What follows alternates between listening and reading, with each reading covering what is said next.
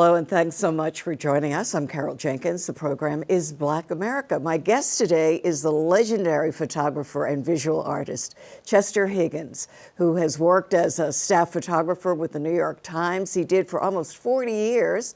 He captured the likes of Maya Angelou, Muhammad Ali, James Baldwin, and many, many more, telling stories of African Americans. And he is seen in museums around the world. Chester, thank you so much for being with us. And for those of our audience who knew you as Chester Higgins Jr., can you please explain that you have dropped the junior and that I didn't just of volition drop the junior? Well, after retiring from the Times, and my father had been dead for 20-some-odd years, I figured I could step out from under that shadow. And he won't notice, He right? won't notice. He won't notice. Right. So that's the... Only his widow noticed. His widow did notice, your stepmom, right? You know, who said, where's the, at any rate, that's great. Well, thank you so much for, and I do want to say that Chester is a dear colleague. We worked beside each other when I was at NBC and he was at the New York Times, doing all of his street work, we should say. And now that he's a big celebrity, being honored, how many honors did you get? I can't even keep track. I don't know. I don't know. And by Alabama, you were honored. We're both from Alabama, and we're going to talk about Alabama in a little bit. But I do want to start with Sacred Nile, because this is the book that if you're looking for gifts for the holidays, this is absolutely the book. Thank you. Chester worked on it. I think you say the first photograph, the one that's on the cover, you took in 1973. 73. Yeah, this book is 5 decades of work. Each of us is such a huge topic. Actually, East Africa is a huge topic. First of all, we African Americans, if Africa resonates with us at all, it tends to be the western part of Africa. Unknown to us is our history actually began before that in the eastern part of Africa. And the lodestone of that history is the fossilized skeleton of what we call Lucy Dinkwanesh. And her skeleton is 3.2 million years old. Million. So let's emphasize that, yes. Yes, million. So that the first spread of African people along the eastern African what's called the Horn of Africa, and then begin to spread out following the rivers and eventually reaching West Africa. So as West Africans, most of us, the most recent exodus for people of African descent is West Africa. But East Africa is should I say, is a fruit that really hasn't been opened. And I spent decades going back and forth because I saw the stuff that I saw was just awe-inspiring. And I wanted to share that with all of my West African cousins, that we have East African cousins too, and we have a history there that our history is predicated on. And we should add that to the whole thing, that the realization that makes us unique as a people. Well, it's a magnificent tabletop book that I, use for my Kwanzaa every, Right. It's been out for a couple of years, and it grows richer as the years go along, as you see what you've done here and the magnificent photos. How many pictures do you think you actually took over all of those years to get the magnificent ones that are in Sacred Nile right now? Probably 1 million. 1 million.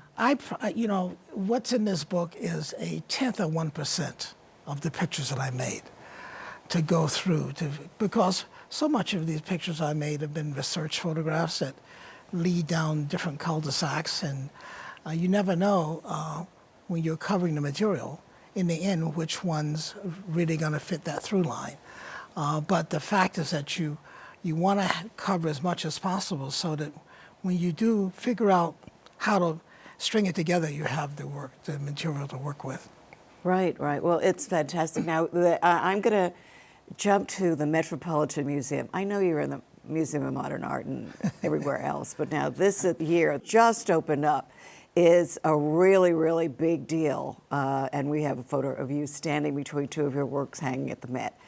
Tell us about them. The one on the left. The one on the left is of the spiritual dancers in the early morning pre-dawn light at Abu Simbel. See, the thing about the Egyptian religion that's very interesting, of spirituality, is that death was very important to them as a transition point, because they believed in the whole idea of the transmutation of the soul and the spirit. So the spirit is all around us.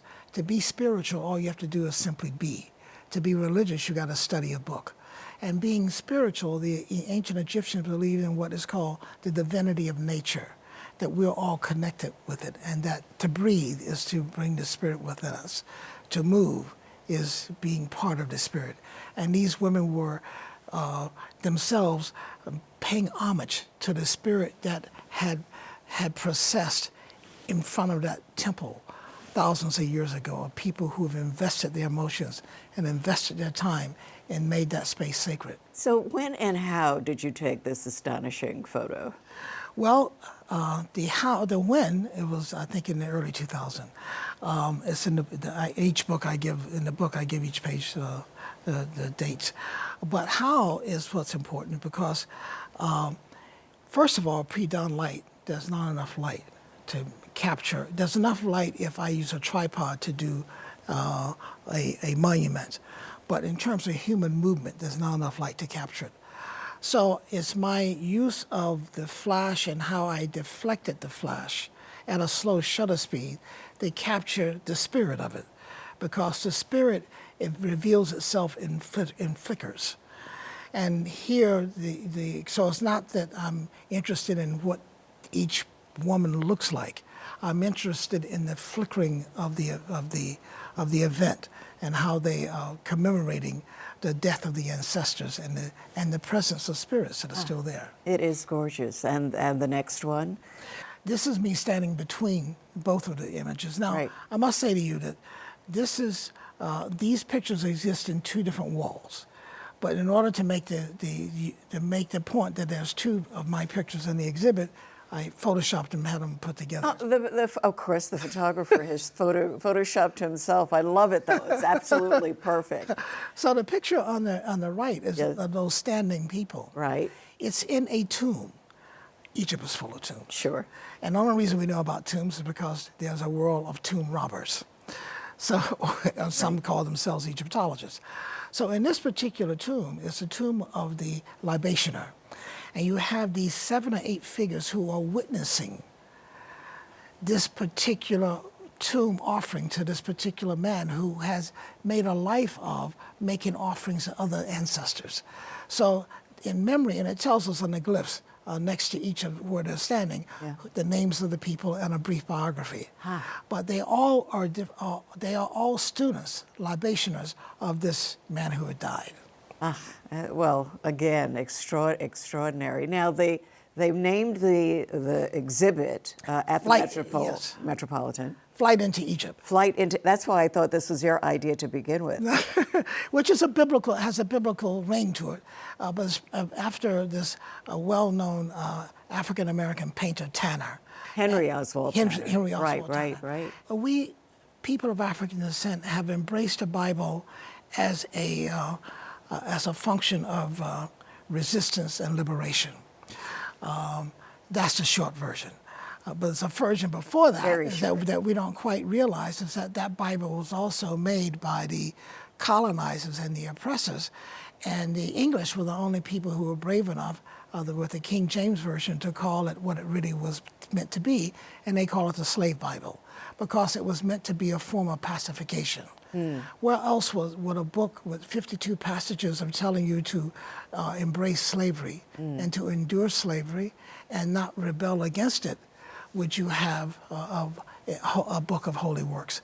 So it's been they took the holy works from the Egyptians that speaks to nature and the divinity of nature and the behavior of humankind, and then mixed it up with thou shalt then tolerate this oppression.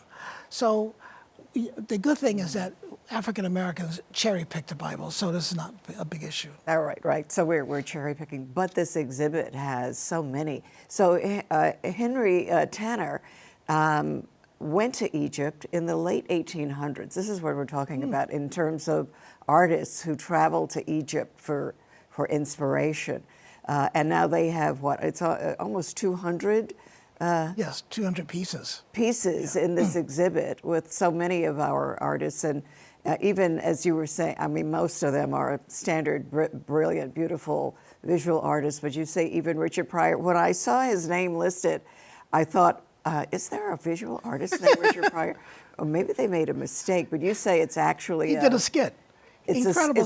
So the exhibit has a performance piece to it where people will be acting and singing, Yes. et cetera, and also apparently There's clips. And apparently there is this little TV screen, Right. old-fashioned television, Right. and in that television is a running clip of his clip on being with a group of British explorers breaking into a tomb, and he's there with them. And as they go in and they start, congratulating themselves about what they've broken into, Richard takes his flashlight and he starts looking at a book of papyrus, and he takes a seat, and he says, "Oh my God, these are brothers! What? My God, that's like John down on 13th Street or whatever, And then at this point, the British discoverers get uneasy, Right, and they start to make an exit. They start backing out of the and room. then they close the tomb door on him, hoping that he and his knowledge and all of it would. So for those of you who think that museums are boring, you're going to get a treat. There are lots of things in this Metropolitan Museum's exhibit called Flight to Egypt. Right. And it's up until February 17th of 2025. So plenty of time to go see it and to check out Chester Higgins, formerly Junior, for that. But let's talk about when you were Junior. You're from Alabama. I'm from Alabama, from a little country town of 700, 800 people called New Brockton, and I went to a school called Tuskegee, which is one of the connections that Roscoe Brown and I had. And Roscoe and I have several bridges. One is that we grew up to love our people intensely. Right. And we went to a black school. Right. And I do want to say that the reason we're talking about Roscoe is that he did the predecessor of this program called African American Legends. And this morning I was watching your interview with Roscoe, which was just wonderful. And this is your second visit with us in this iteration. So you and Roscoe, and me, all Alabama people. And Roscoe also was with he was trained as an aviator. I know, the Tuskegee Airmen. My dad, right? This book about Tuskegee, because it's got photographs of P.H. Polk in it, and you studied with the great photographer. He was my first mentor. He put the first camera in my hand. And that was at Tuskegee, and what year might that have been? 1967. Right. He was a great guy. But I was studying business management, not photography. But I had to hire Mr. Polk because I was a business manager for the student newspaper to make pictures. Right. He was late getting them done. So I had to go to his house on press day and say, "Look, I'm not leaving here till I have those pictures." So he said, "Okay, I shot them, but I haven't processed them, I haven't printed." I said, "Okay." While waiting for him, I realized that there was a black cloak on the wall, and when he went into his dark room, you could see there were some pictures behind it. And I looked closely when he was working, and they reminded me of my people from my hometown. So when he came down, I said, "Well, I got to do this, but when I come back, I want you to tell me about these pictures." These pictures were made during the Depression. He was in the 30s. In the 30s. He was on a street where farmers would come into market on the weekend, and every time he sees what he calls a good character, he would run out after them and beg them to come back into his studio to make a picture. Well, these simple people are like, "Are you crazy, dude? I don't need a picture." So then he would offer them $5. And then they would say, "Well, if this guy is fool enough to offer me $5, more than I had to go to the market, I'll go in and let him make a picture." And now he made these pictures. So I wanted pictures of my relatives, but I could not afford to pay him to go make those pictures. So I asked him if he would teach me. So I'm sitting on his porch, and I'm telling him this story. So he's looking at me, and he says, "Well, let me understand something. You want me to loan you the only camera that I have to make a living with to learn how to make pictures?" And I'm thinking maybe he's questioning my sincerity. And I say, "Yes, sir, Mr. Polk, that's right." Then he looks back and he takes measurement again, and finally he says, "If you're fool enough to ask me, I'm going to be fool enough to help you." So one day, for 1 hour, I used his camera, but I realized he didn't really want me using it, so I let it go. But he had pictures all around. So as often as I could during the week, I went back to his place, and I would just ask him about these pictures. So it demystified the process of making photographs. And then a year and a half later, I saved enough money. I bought a good camera. I went home to make Took you a pictures of year my- and a half to took save me- up, right? Yes. Then I went home to my relatives to make pictures because I wanted my relatives to feel the sense of their agency. Because on their walls, they only had a farmer's almanac, because we were a farming country, and a painting of Jesus Christ. I wanted to see what happens to their face when a picture that I framed of them, I've taken and framed with them, goes up on their wall. Wow, wow. What a That's great, why I picked up the camera. what a great story. And of course, my family went to Tuskegee, you know, so that's why I ordered this book and found these original, these are the published in 1944, but Wow. original photographs by Those are P.H. great. It brings P.H. back Polk. memories. Right, right, Yeah, right bring back to memories, your, yeah. and so because of that, you have this astonishing 40-year career at the New York Times, traveling the world. Talk to us about that. When I came to New York, I learned everything I could from Mr. Polk about the camera and Right. dealing with people. But I knew I was not good enough to make compelling imagery that would turns people's heads to compete on a national stage. So I came to New York looking for a teacher. I first went to newsstands and I picked up all the magazines that treated photography well. And I looked to see in the masthead who was the picture editors. I called them all up and I said, look, I'm not looking for a job. I'm a student. I need to, because we didn't have photography schools back then. Right. And you see the best photographers. Can you look at my work and tell me how far off am I? So I went to several people and I learned something. They actually gave you meetings. They actually gave me meetings. That was something. Well, there was no pressure. I Right. let them tell right up Right. front, I'm not looking for a job. Right. But what it did teach me is that picture editors are not photographers. Ah, They can't tell you, they can't explain to you how to make a picture. They can tell you what they like, but they don't have the knowledge of how to make one. So one day I'm at Nook magazine and I'm talking to that picture editor, and it was just fortuitous that this short bald head guy opened the door, stuck his head in, and said something to the picture editor. And the picture editor sat up in his chair, which told me that was his boss. right. And so then the guy asked him, he said, well, who's this? What's this? So the guy tells him, he's a kid from Alabama, da-da. He said, okay, send him into my office. So I leave, I go into his office, I sit down, and he said, well, what's on your mind? I said, well, I don't like the image of my people in the media. It's all pejorative. That's not who we are. That does not reflect, our lowest common denominator does not reflect the rest of the fraction. So he sits back in the seat, he said, well, that's a pretty tall order. I said, that may be, but it's the only one I have. And so I've approached that with all my work consistently, whether that's been for myself, my personal work, whether it's for the New York Times, whether it's for Look magazine, for anybody. It's how I see the fullness of our people, the agency of our people that I want to share with you. The portraits that you've done, in addition to breaking news, which you were assigned to do a lot, you took portraits of, in fact, you know, we were all just using the photograph that you took of Judith Jamison of the Alvin Ailey Company, who is so magnificent. Tell us about how you got that gorgeous photograph. Well, you know, with portraits, in a way, I fall in love with my subjects. But Judith Jamison, you know, one of the things I was taught about making portraits is to try to learn something about the person you're photographing. Well, that's a writer, musician, in this case, a dancer. I've been to a few of her dances. I've been awed and wowed by her performances. So that sense of respect and understanding I'm coming with.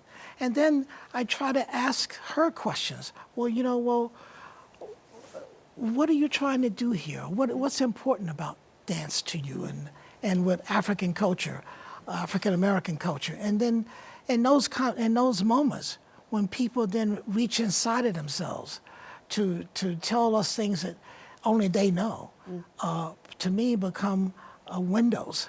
And I just try to jump into those windows, Well, to be alert and just follow it. It's much like Mr. Polk taught me, how you set up an emotion and then you head it off at the pass. He had a funny way of setting up an emotion. Sometimes he would photograph young men, and the young men, they always look, you know. So Mr. Polk will say to them, he said, well, when he can't get a good picture and he's frustrated, he said, who's your daddy? And the boy would say whatever his daddy was. He said, I didn't ask you who your mama told you your daddy was. I asked you who's your daddy. Now, there's a good question. So he set the guy up. And he finally got a good picture. Oh, that's great. So I do the same thing, but a different way. That's great. What other ones stand out as your favorites of? Well, people seem to love this picture of Maya Angelou and Amira Baraka dancing at right. the Schomburg over the ashes of Langston Hughes, Right. Which is one of my favorites too. And then maybe you saw the picture I did. I started freelancing for the Times before I joined the staff. Of Maya Angelou. When she just published her book, I Know Why the Caged Bird Sings. Right. Many images of other literary people like Nikki Giovanni, Amira Baraka. There used to be a show on PBS called Soul. Yes, sure. And I was the production photographer for Soul. So I did all of those people, Muhammad Ali, you name it. Right, All right. of the black art movement people. I know. And I know you must have your sights on some, is there some portrait that you want to do before you finally wrap up, or no? No. I did a picture of Jimmy Baldwin that Yes. hasn't really caught traction yet, but I think it really is a great picture because Tuskegee Jimmy Baldwin was required reading. Well, everywhere, wasn't he? No. So But that's true. Right. But yes, but you. So I Got, did and this where picture- did you get the which Jimmy Baldwin photograph are you? It was a picture I made of him doing the funeral of his friend Romy Bearden.